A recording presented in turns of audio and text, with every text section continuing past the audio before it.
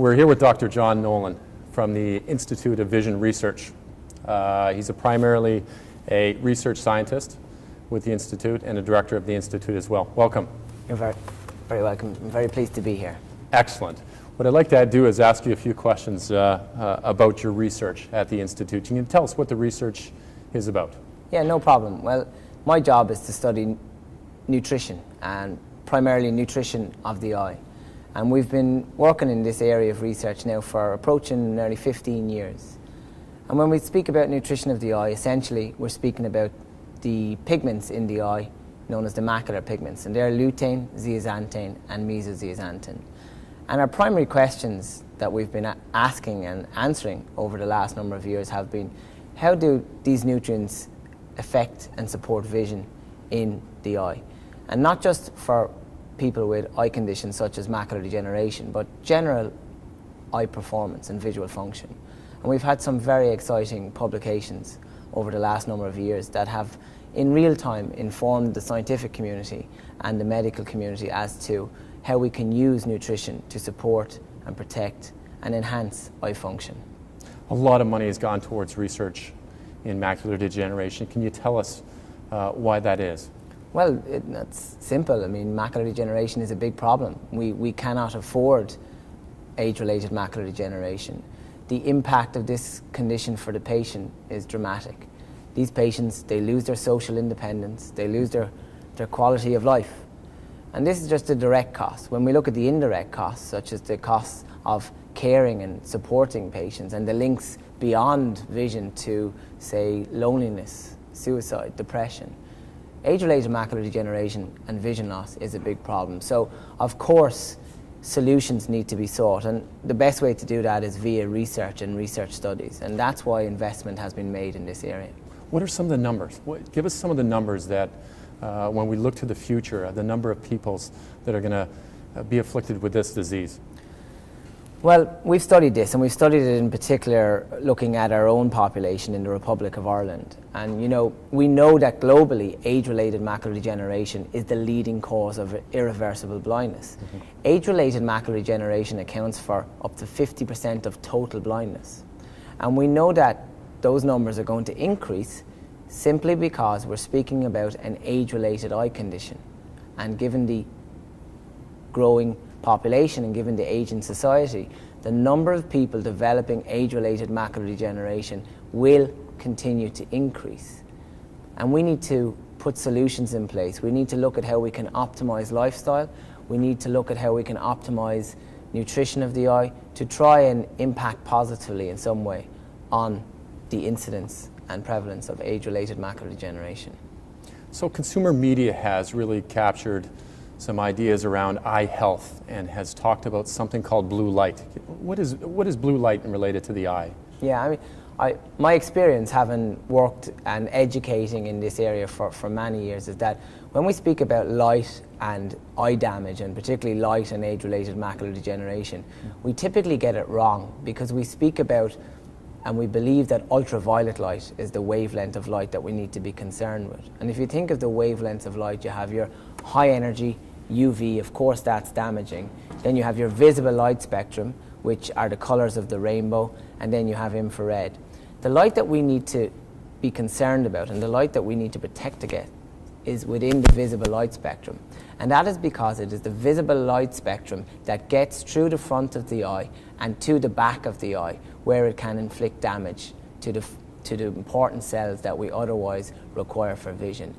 And the reason for that is that the front of the eye, our lens and our cornea, does a particularly good job at filtering out the short wavelength, high energy UV light. And that's why when a patient has cataract surgery, for example, by definition and as standard of care, we put in a UV filter. But in order for us to have vision, visible light spectrum, which includes blue light, is incident on our fovea, the fovea being that very important and specialized part of the retina. That's the center part of the retina. So blue light, in summary, is a problem for vision because at our fovea, we do not have blue cone receptors.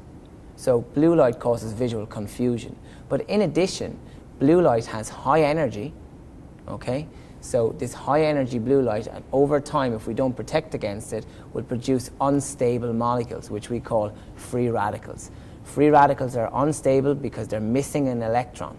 And these unstable molecules are overproduced in the eye, and blue light contributes to that, and this can cause problems such as what we see with age-related macular degeneration. And that is where filtration of light is key in this very specialized part of the eye. And that's why nutrition of the eye, in my area of research, macular pigment, is exceptionally cool and key, because we have a natural filter that's in the eye that uniquely filters blue light, the wavelength of light that otherwise causes visual discomfort, lack of visual performance, and over time, cell death, resulting in diseases such as macular degeneration. So we need to filter blue light. That's why we accumulate these nutrients in the eye. That's what they do, and they do it brilliantly. But that pigment is very variable between individuals. So another part of my research has been to figure out who is deficient in these nutrients, how we can modify these nutrients in a positive way to give us that extra internal protection for vision. You talked about nutrients, lutein, zeaxanthin, and mesozeaxanthin. Tell us a little bit about these nutrients.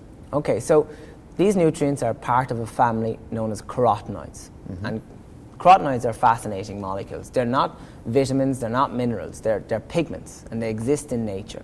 There's about 700 of these carotenoids that have been identified in nature. It is these carotenoids that give the world its color. It is these carotenoids that give fruits and vegetables the colors that we see. It is these carotenoids that give birds' feathers the color that they have. What's unique about them is that they have properties which are antioxidant properties.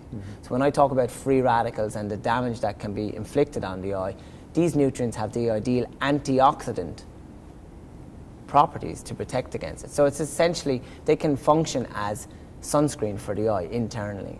Now, again, when we look at the selectivity within the body, we see that of the 700 of these carotenoids available in nature, we select 3 of them and place them in the most important part of our eye, the macula, the center part of the retina, where they have a beneficial effect for filtering light and functioning as antioxidants. So why are they important? Well, first thing is to say is that there's 3 of them in the eye. So the first thing we needed to do was study the 3 of them and understand how do we source them, what do they do? And the quick answer to that question is that collectively, lutein, zeaxanthin, and that central portion, mesozeaxanthin, are very important collectively because they are better antioxidants when they are together, and this is because of the synergistic beneficial effect, as opposed to just having lutein on its own, for example.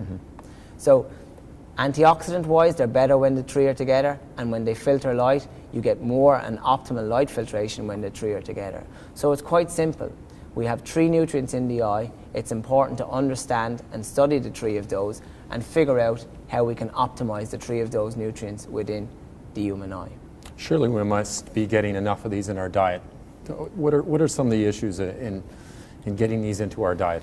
Well, that's a good question, but my answer to that is we're not getting enough in our diet. And carotenoids are different to vitamins or minerals, okay, in that we do not consume enough of them. A typical diet, a typical healthy diet will contain, at best, about 3 milligrams of lutein and zeaxanthin combined. And this is if you eat a lot of foods such as spinach and kale and egg yolk. And as we get older, our ability to consume the appropriate amounts of that also decreases. So in summary, we do not eat enough of these in our diet. Of course, our primary recommendation should be a healthy, balanced diet containing these nutrients.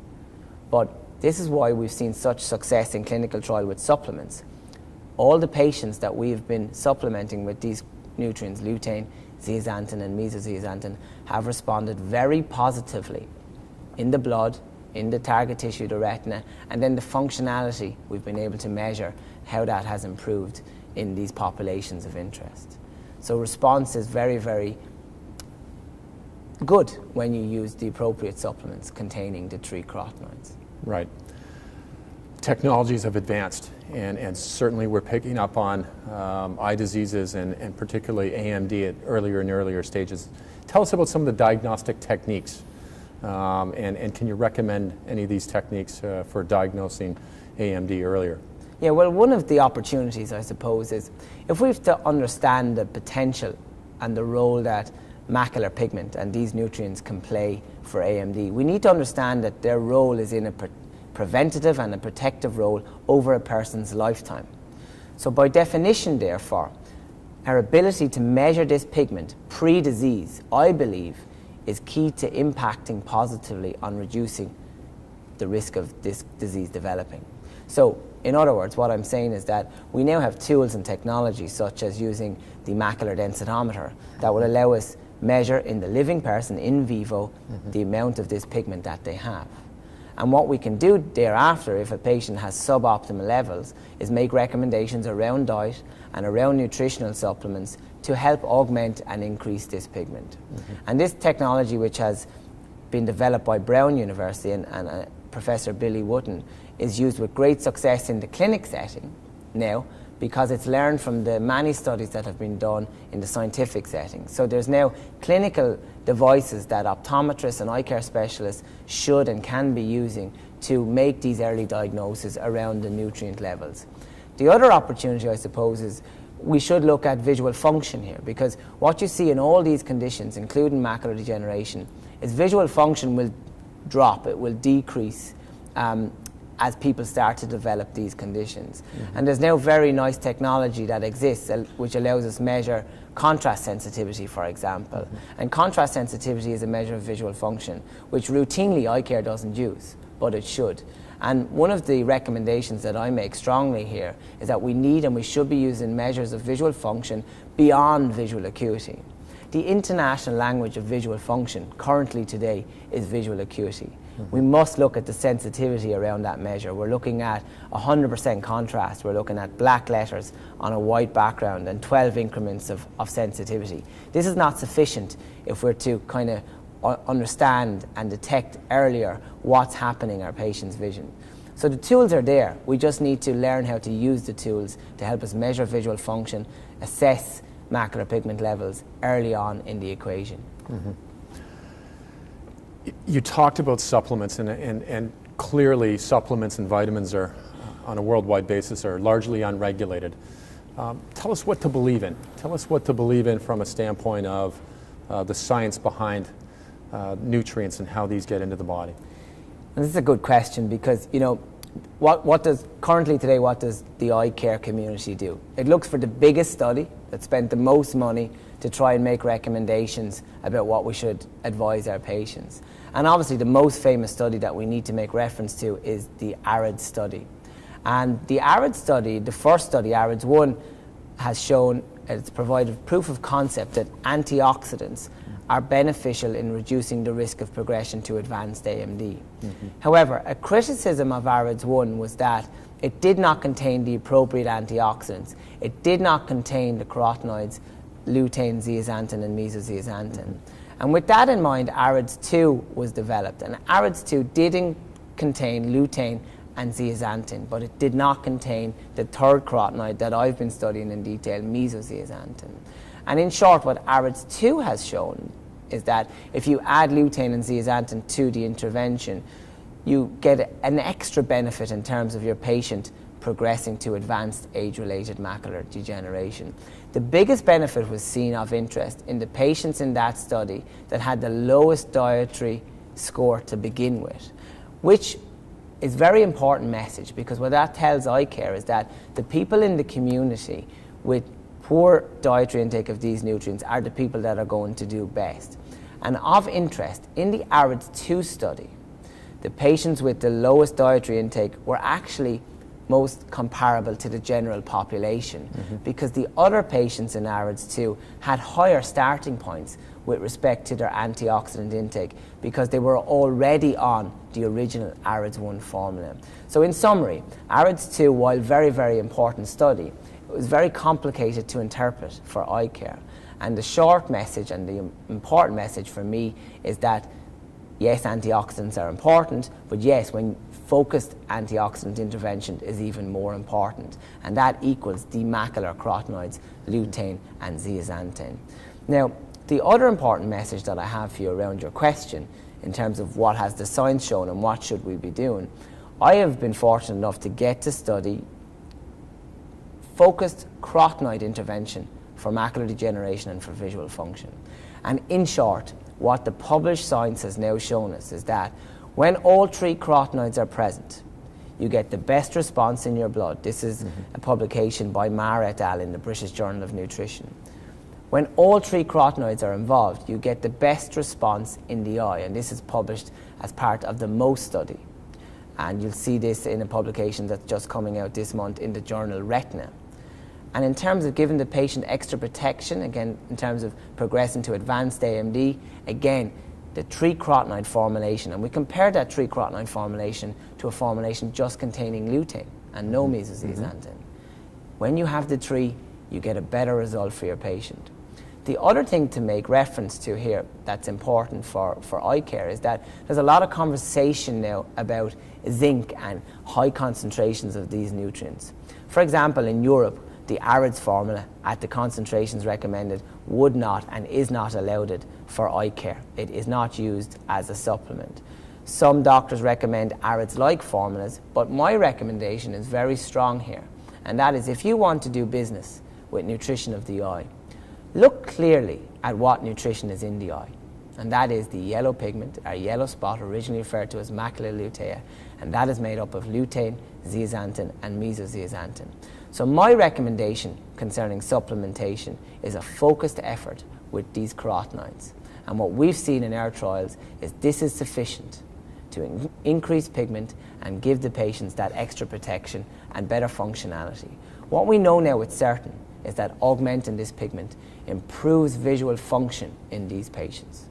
So the most studies which are being published now show you that 3 years after supplementation we get this sustained improvement and this augmented improvement in pigment and a consequential improvement in visual function, while we've halted the progression of age-related macular degeneration. So the MOST study is going to have a very strong and important message for eye care community. There's also the concerns when we look at the ARIDS formula around the concentrations of zinc that should be used. And there's some papers published recently in ophthalmology suggesting that patients with the wrong genetic makeup for this condition, when given high amounts of zinc, are at greater risk. So again, for me, a focused carotenoid effort is what I recommend for patients. There have been a lot of research into vitamins, and tell us the difference between vitamins in general and carotenoids, what we're talking here. Yeah, that is an important question, and you know, as you'll see, a lot of my key message here is that focused carotenoid intervention is what I believe is key, and it's what the science has shown and we actually respond to. One big difference here is that, firstly, carotenoids are not vitamins, they're not minerals, and I've mentioned this already. So the other difference is we respond very well to carotenoids.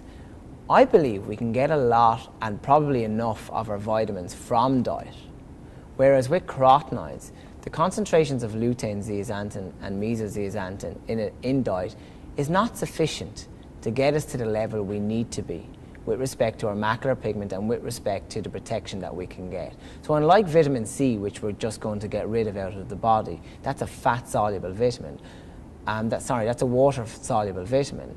Carotenoids are fat-soluble, and they get used by target tissues, such as, in this case, the retina with the macular carotenoids. So what I have found very, very fascinating by the work that I've done to date is that if you give someone a carotenoid supplement, they all respond to it.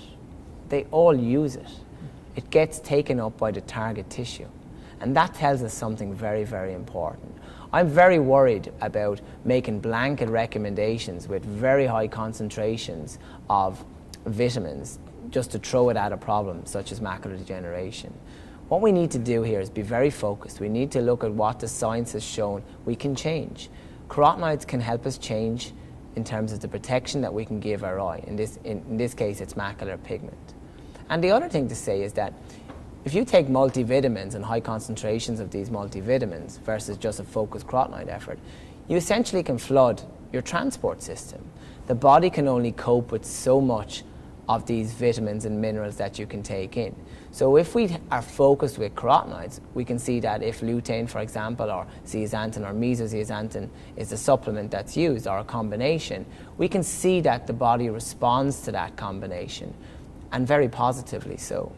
And this has been proven even in ARIDS-2. When you look at the population of ARIDS-2 that were given high concentrations of beta-carotene, that suppressed the intake of the nutrients that I believe the patients actually needed, and that was the macular carotenoids, lutein, zeaxanthin, and mesozeaxanthin. So taking too much of vitamins can not only not just give you any benefit, it can suppress the benefit that you get from the nutrients, in this case macular carotenoids, that we need for eye health. So it's an important scientific message that we have now. Some very focused scientific findings that you've come out with. Can you give us some insights on what's coming up in the future? What are some exciting areas that you're researching to give us insights into the future? Of course, yeah. I'm fortunate, and I'm funded by the European Research Council, and this is following a competitive grant for what they call high-risk, high-gain science. And they've invested in this science because we've presented the problem that is vision loss and AMD and suboptimal visual performance and the dangers around that.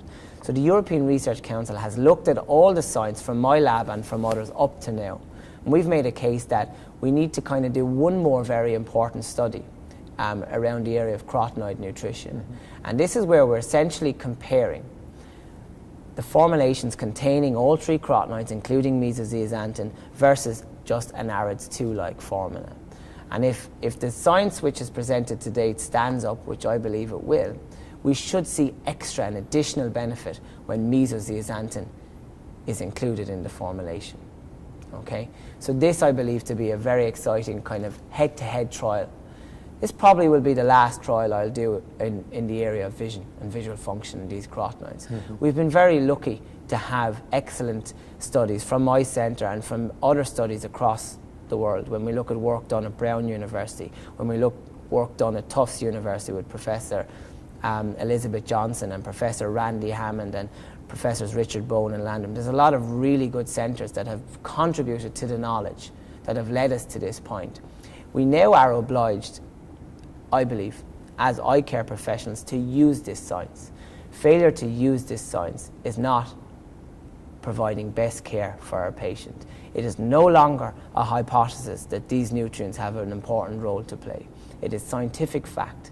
And we need now, and my role, and it's the reason why I do interviews such as this, and it's the reason why I'm about to give a lecture at the university here, is to educate and to present the science to these skilled people so that they can use it with the best interest of the patient. And we need to do that if we are to impact positively on the problem that is age-related macular degeneration and visual loss. Dr. Nolan, I want to thank you. Wonderful, wonderful information, and I appreciate it. Thank you very much. No problem. My pleasure. Thank you.